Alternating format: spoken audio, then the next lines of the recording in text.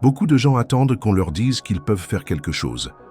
Ils attendent le bon moment ou que quelqu'un vienne les aider. Mais la vérité, c'est que ne pas avoir d'argent, être fatigué ou être seul, ça ne dure pas. Être seul, ça peut même être une force. Le chiffre 0, c'est quelque chose qui m'intéresse beaucoup. Certains voient juste un vide, mais moi, je vois une grande force. Parce que en partant de 0, on ne peut aller que vers le haut. Laissez-moi vous raconter un peu mon histoire. Il y a quelques années, mon compte bancaire était à 0. 0 chance, 0 contact, aucune idée de quoi faire. Je dormais sur un vieux canapé, je mangeais des sandwichs pas chers. Mes amis pensaient que j'étais fou d'avoir quitté mon travail stable. Ma famille s'inquiétait de me voir galérer. Mais c'est ça que le 0 m'a appris. Ça enlève les illusions. Quand on n'a rien, on voit les choses clairement. Pas de solution facile, pas d'argent pour cacher les problèmes, pas de contact pour nous aider. Il ne reste que notre tête, notre temps et nos mains. Et c'est là, mon ami, qu'est la vraie force. Quand on n'a rien à perdre, tout est possible à gagner. Alors que beaucoup sont bloqués par ce qu'ils ont, peur de le perdre, ceux qui n'ont rien sont libres. Libres d'essayer, libres de se tromper, libres de recommencer. Parce que personne n'attend rien de vous. Chaque petit progrès devient une victoire. Souvenez-vous, toutes les grandes entreprises, les fortunes, les réussites incroyables ont commencé à 0. Ce restaurant célèbre, c'était une seule personne dans une petite cuisine. Cet énorme magasin, c'était un petit commerce dans une ville ordinaire. Cette entreprise de technologie super innovante, c'était juste un garage. Et vous savez pourquoi être fauché peut être une force? Parce qu'on ne peut pas acheter de solutions, il faut les inventer. On ne peut pas prendre de raccourcis, il faut créer son propre chemin. Être fauché nous pousse à utiliser notre outil le plus puissant, notre créativité. Je me souviens quand je n'avais même pas d'argent pour des cartes de visite. Alors j'ai appris à faire une première impression tellement forte que les gens se souvenaient de moi. Je n'avais pas d'argent pour la pub, alors je racontais des histoires tellement bonnes que les gens en parlaient eux-mêmes. Pas de bureau? Chaque café devenait mon bureau, chaque bibliothèque mon univers. C'est ça la leçon du 0, l'ingéniosité. Et croyez-moi, l'ingéniosité, c'est bien plus important que l'argent, parce que l'argent sans ingéniosité finit par disparaître. Mais l'ingéniosité trouve toujours un moyen de créer ce qui manque. Beaucoup ne le savent pas, mais partir de 0, c'est un avantage. Parce que le 0 nous apprend des choses que le confort ne pourra jamais nous apprendre. Ça nous oblige à trouver de nouvelles idées, ça nous rend plus forts que l'argent ne peut le faire. Chaque euro gagné nous apprend quelque chose d'important. Chaque personne rencontrée nous montre une part de l'humain. Et chaque solution trouvée prouve notre capacité à innover. En partant de 0, on ne construit pas seulement une entreprise ou une carrière, on se construit soi-même. Et c'est ça le vrai pouvoir du point de départ. Ce n'est pas seulement ce qu'on crée, mais surtout la personne qu'on devient en le créant. Alors, la prochaine fois que vous êtes à 0, ne vous découragez pas, soyez excités, parce que le 0 n'est pas la fin, c'est un tremplin. Ce n'est pas un ennemi, mais votre meilleur professeur. Ce n'est pas une malédiction, c'est une chance. Souvenez-vous, toutes les grandes histoires commencent à 0. Et maintenant, c'est vous qui avez le stylo en main. Vous écrivez la suite. Laissez-moi vous parler de la phrase la plus dangereuse. Je commencerai quand? Quand j'aurai plus d'argent, plus de temps, quand les enfants seront grands, quand le marché ira mieux. Vous savez ce que ça veut vraiment dire? Ça veut dire jamais. Un jour, un jeune homme m'a dit « J'ai une super idée de business, j'attends juste le bon moment pour me lancer. » Je lui ai demandé depuis combien de temps il attendait. Il a dit « 5 ans. 5 ans d'attente, 5 ans à regarder les autres réussir pendant que son idée prenait la poussière. 5 ans d'excuses. » Voilà ce que beaucoup ne comprennent pas. Le moment parfait n'existe pas. La vie ne nous envoie jamais une invitation en or pour dire « c'est maintenant ». Le moment parfait est une illusion, un mythe qui empêche des gens normaux de devenir extraordinaires. Voici une vérité importante. Le temps passe de toute façon. Que vous agissiez ou non, que vous couriez après vos rêves ou que vous restiez à rêver, les jours passent. Pendant que vous attendez que tout soit parfait, d'autres avancent, étape par étape. Parlons maintenant du désespoir, quelque chose qu'on craint, mais qui peut être puissant. La plupart des gens fuient le désespoir comme un poison. Mais parfois, c'est un cadeau. C'est la façon qu'a la vie de dire « ça suffit d'attendre » Il faut agir maintenant. Je connais un homme qui, à 40 ans, a tout perdu. Son travail, son argent, sa confiance. Il était brisé, désespéré. Mais au lieu de s'effondrer, il s'est relevé. Il n'avait pas d'argent pour acheter des produits, alors il a créé un service sans stock. Il ne pouvait pas louer de bureau, alors il est devenu mobile, allant directement chez les clients. Le désespoir ne l'a pas détruit, il l'a poussé en avant. Voilà la vraie force du désespoir. Ça nous oblige à trouver de nouvelles solutions. Quand on est vraiment désespéré, on n'attend plus un feu vert imaginaire. On crée son propre chemin. On transforme ce un jour vague en un aujourd'hui puissant. Voici une vérité qui a changé ma vie. Le meilleur moment pour planter un arbre, c'était il y a 20 ans. Le deuxième meilleur moment, c'est maintenant. C'est pareil pour démarrer un projet, écrire un livre, changer sa vie. Chaque jour d'attente est un jour perdu.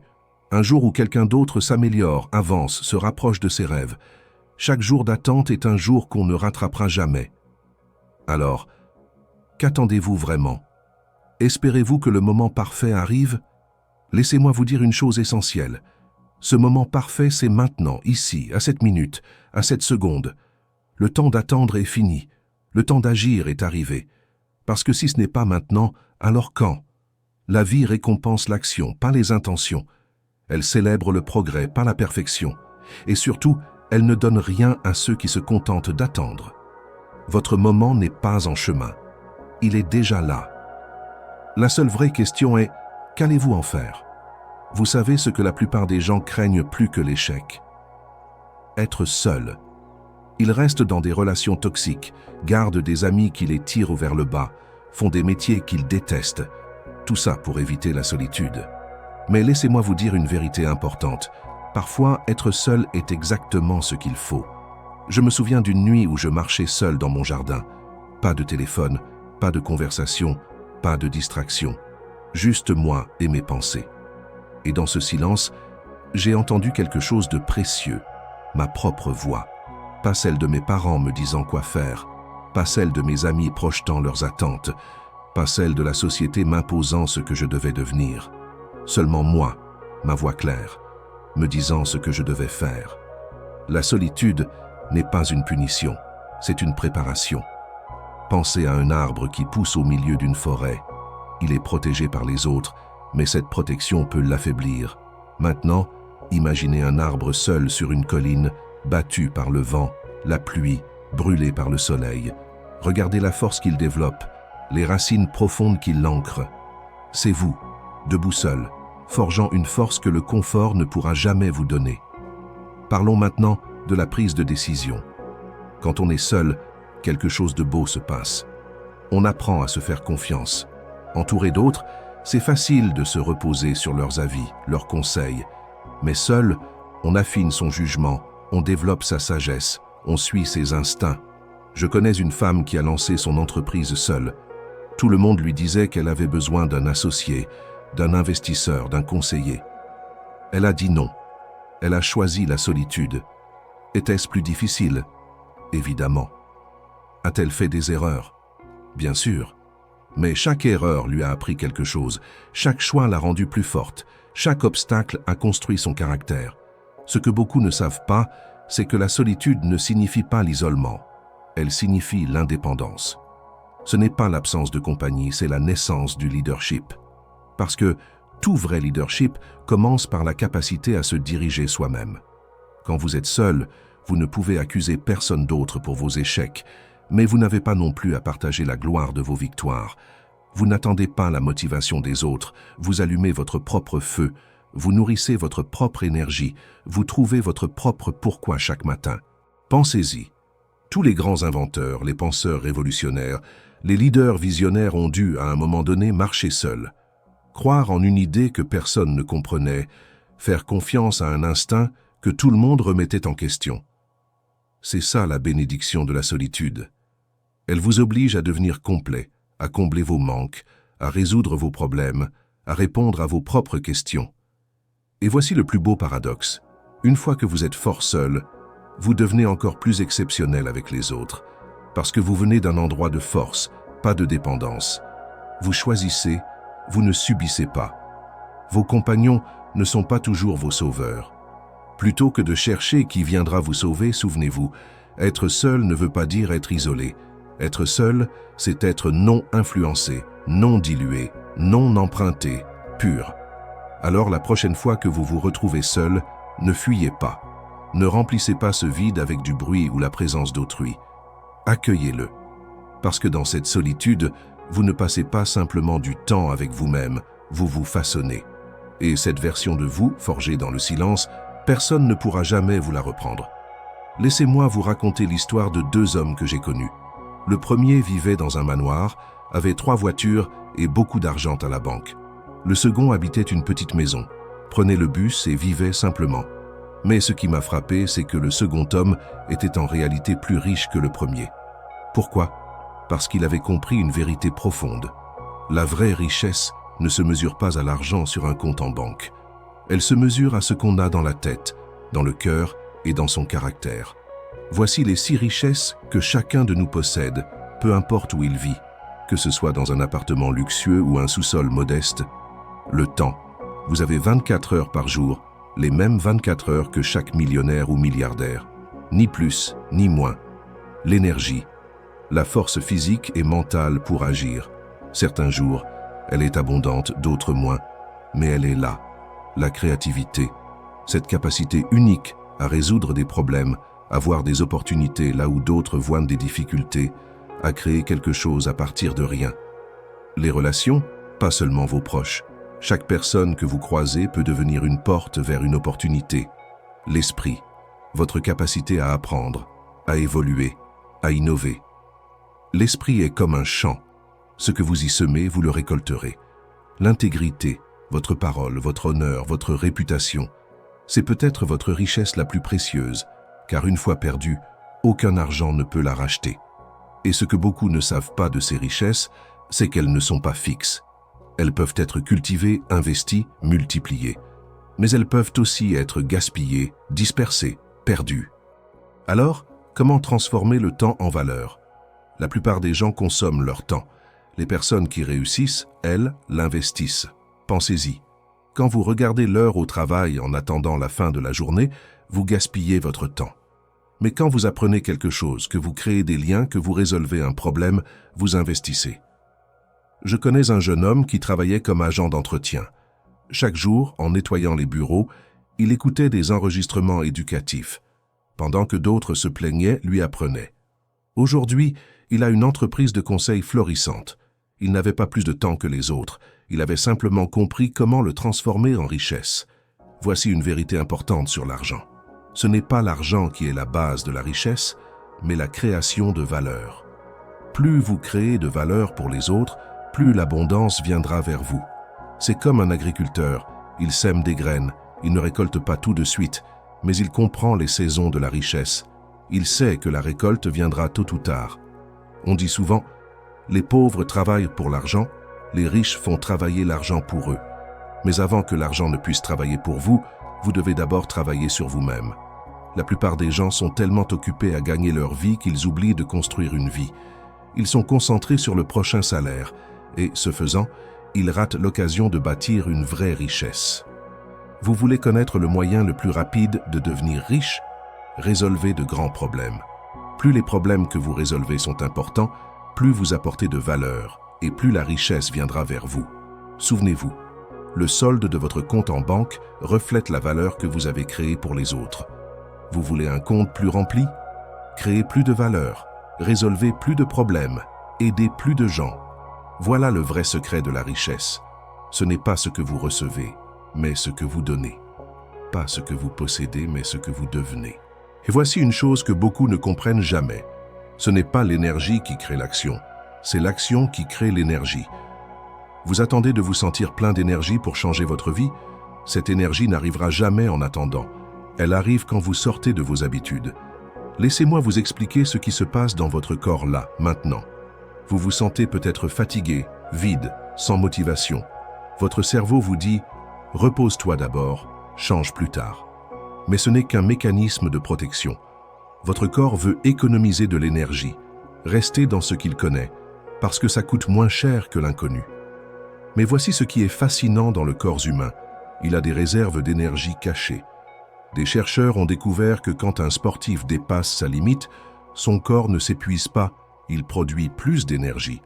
Les petites centrales dans nos cellules deviennent plus efficaces. Et ça ne marche pas qu'avec le sport, ça marche aussi avec notre énergie mentale et émotionnelle. Quand on dépasse la fatigue, quand on dépasse les idées qui nous disent qu'au lieu de rester petit et prudent, on active de nouvelles énergies. Nos cellules se réveillent. On commence à produire plus d'énergie parce qu'on ose demander plus à la vie. Souvenez-vous d'un moment où vous étiez trop fatigué pour faire quelque chose, mais vous l'avez fait quand même. Un entraînement, un projet, aider un ami. Qu'est-ce qui s'est passé ensuite? Après la difficulté du début, une nouvelle énergie est apparue. Ce n'était pas juste une idée, vous avez créé de la vraie énergie en agissant. Quand vous agissez malgré la fatigue, vous envoyez un message clair à votre corps. C'est important pour moi. Et il réagit. Il libère des substances qui boostent de votre motivation et votre concentration. Vos cellules produisent plus d'énergie. Ce n'est pas l'énergie qui doit venir avant l'action, c'est l'action qui déclenche l'énergie. Attendre l'ET, voici une chose que beaucoup ne comprennent jamais. Ce n'est pas l'énergie qui crée l'action, c'est l'action qui crée l'énergie. Vous attendez de vous sentir plein d'énergie pour changer votre vie. Cette énergie n'arrivera jamais en attendant. Elle arrive quand vous sortez de vos habitudes. Laissez-moi vous expliquer ce qui se passe dans votre corps là maintenant. Vous vous sentez peut-être fatigué, vide, sans motivation. Votre cerveau vous dit « repose-toi d'abord, change plus tard ». Mais ce n'est qu'un mécanisme de protection. Votre corps veut économiser de l'énergie, rester dans ce qu'il connaît parce que ça coûte moins cher que l'inconnu. Mais voici ce qui est fascinant dans le corps humain. Il a des réserves d'énergie cachées. Des chercheurs ont découvert que quand un sportif dépasse sa limite, son corps ne s'épuise pas. Il produit plus d'énergie. Les petites centrales dans nos cellules deviennent plus efficaces. Et ça ne marche pas qu'avec le sport, ça marche aussi avec notre énergie mentale et émotionnelle. Quand on dépasse la fatigue, quand on dépasse les idées qui nous disent de rester petit et prudent, on active de nouvelles énergies. Nos cellules se réveillent. On commence à produire plus d'énergie parce qu'on ose demander plus à la vie. Souvenez-vous d'un moment où vous étiez trop fatigué pour faire quelque chose, mais vous l'avez fait quand même. Un entraînement, un projet, aider un ami. Qu'est-ce qui s'est passé ensuite? Après la difficulté du début, une nouvelle énergie est apparue. Ce n'était pas juste une idée, vous avez créé de la vraie énergie en agissant. Quand vous agissez malgré la fatigue, vous envoyez un message clair à votre corps, c'est important pour moi. Et il réagit. Il libère des substances qui boostent votre motivation et votre concentration. Vos cellules produisent plus d'énergie. Ce n'est pas l'énergie qui doit venir avant l'action, c'est l'action qui déclenche l'énergie. Moment parfait où vous vous sentirez enfin prêt est impossible biologiquement. L'énergie ne vient pas en attendant, elle vient de votre décision, elle vient de l'action. L'énergie que vous attendez attend en réalité votre décision. Et voici une leçon qu'il m'a fallu des années pour comprendre. Le succès ne vient pas à ceux qui attendent, il vient à ceux qui agissent, même imparfaitement, même fatigués, même seuls. Le succès n'est pas un grand saut, mais 1000 petits pas répétés sans cesse. La plupart des gens attendent le grand moment, l'opportunité parfaite, le coup de chance. Mais laissez-moi vous révéler ce que j'appelle la formule simple du succès. Ce que vous faites chaque jour compte bien plus que ce que vous faites de temps en temps. Imaginez deux personnes. La première fait une séance de sport intense de 5 heures le 1er janvier, puis plus rien pendant 6 mois. La seconde marche simplement 15 minutes chaque jour. À votre avis, laquelle sera en meilleure forme en juin? Il n'y a même pas de débat. Le succès fonctionne de la même manière. Ce n'est pas l'intensité qui compte, c'est la régularité. Voici quelques habitudes quotidiennes qui ont transformé ma vie. Se lever tôt, pas de temps en temps, tous les jours, même le week-end, même quand on n'a pas envie. Les premières heures du matin ont quelque chose de magique. Pendant que le monde dort, vous construisez votre avenir. Lire 10 pages par jour. Pas un livre entier une fois par mois, mais 10 pages chaque jour. Ça fait 3150 pages par an. Imaginez l'impact si vous lisiez autant sur votre domaine, votre passion, vos rêves. Vous deviendriez inarrêtable. Notez vos objectifs chaque matin. Pas une fois par an, ni même par mois, mais chaque matin. Les objectifs ne sont pas seulement des destinations, ce sont des boussoles qui vous montrent la direction à prendre aujourd'hui. Parlons maintenant d'un principe puissant, l'effet cumulé. La plupart des gens surestiment ce qu'ils peuvent accomplir en un jour et sous-estiment ce qu'ils peuvent accomplir en un an. De petites actions répétées chaque jour mènent à des résultats extraordinaires. Pensez-y, si vous vous améliorez juste un petit peu chaque jour, au bout d'un an, vous ne serez pas simplement 365 fois meilleur, mais 37 fois meilleur. Voilà le pouvoir de la progression quotidienne. Mais attention, chaque jour d'attente est un jour perdu. Pendant que vous attendez, quelqu'un d'autre progresse, se renforce, se rapproche de ses rêves. Et vous, chaque jour d'attente est un jour que vous ne retrouverez jamais. Alors dites-moi, qu'attendez-vous? Quel moment parfait espérez-vous voir apparaître? Parce que je vais vous dire une vérité. Ce moment parfait, c'est maintenant. Oui, maintenant, à cette minute, à cette seconde. Le temps d'attendre est terminé. Le temps d'agir est arrivé.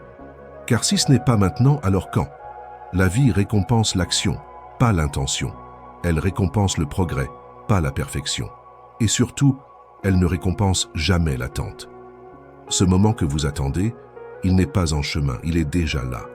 La véritable question est, qu'allez-vous en faire? Parlons maintenant d'un mot puissant, l'héritage. Beaucoup pensent que l'héritage, c'est ce qu'on laisse derrière soi après notre mort. Mais ce n'est pas vrai. Votre héritage n'est pas ce que vous laissez, c'est ce que vous construisez maintenant. Chaque action, chaque choix, chaque moment vécu avec intention est une brique de plus dans la fondation de ce que vous laissez au monde. Je connaissais un homme qui disait toujours « un jour je lancerai mon entreprise, un jour j'écrirai mon livre, un jour je ferai une différence ». Vous savez ce qui s'est passé? Ce « un jour » n'est jamais venu, parce que un jour n'est pas un jour de la semaine, il n'existe sur aucun calendrier. Comprenez ceci, l'avenir que vous imaginez se construit par les actions que vous entreprenez aujourd'hui. Pas demain, pas la semaine prochaine, aujourd'hui. Vous voulez savoir quel est le moment le plus puissant de votre vie? C'est celui-ci, ici et maintenant. Parce que c'est le seul instant sur lequel vous avez un contrôle total. C'est le moment où tout peut changer. Le défi est simple, mais pas facile. Agissez. Pas après ce discours, pas après le déjeuner, pas quand vous vous sentirez prêt. Vous voulez lancer une entreprise? Rédigez votre premier plan aujourd'hui. Vous voulez vous remettre en forme? Faites votre première pompe aujourd'hui. Vous rêvez d'écrire un livre? Écrivez votre premier mot aujourd'hui. Vous souhaitez changer votre vie? Faites ce premier pas aujourd'hui. Car voici la vérité sur le changement. Il se produit en un instant. L'espace entre ce que vous étiez et ce que vous devenez est minuscule. Une décision, une action, un pas. Et rappelez-vous, dans 20 ans, vous ne regretterez pas les échecs. Vous regretterez les opportunités que vous n'avez pas saisies, les rêves que vous n'avez pas poursuivis, la vie que vous n'avez pas osé vivre. Alors voilà, j'espère que ces réflexions vous ont éclairé et vous ont donné l'élan nécessaire pour passer à l'action. Souvenez-vous que le savoir sans action reste potentiel et la sagesse se construit en appliquant ce que l'on apprend. Si ces idées vous parlent et que vous souhaitez explorer davantage les chemins de la connaissance et de la sagesse, n'hésitez pas à vous abonner à la chaîne Savoir Sagesse. Ici, nous partageons régulièrement des perspectives, des outils et des inspirations pour vous aider à grandir et à donner un sens profond à votre parcours. N'oubliez pas de partager cette vidéo avec ceux qui pourraient en avoir besoin. Ensemble, cultivons un espace d'apprentissage et d'épanouissement. Merci de faire partie de la communauté Savoir Sagesse. On se retrouve très vite pour de nouvelles explorations.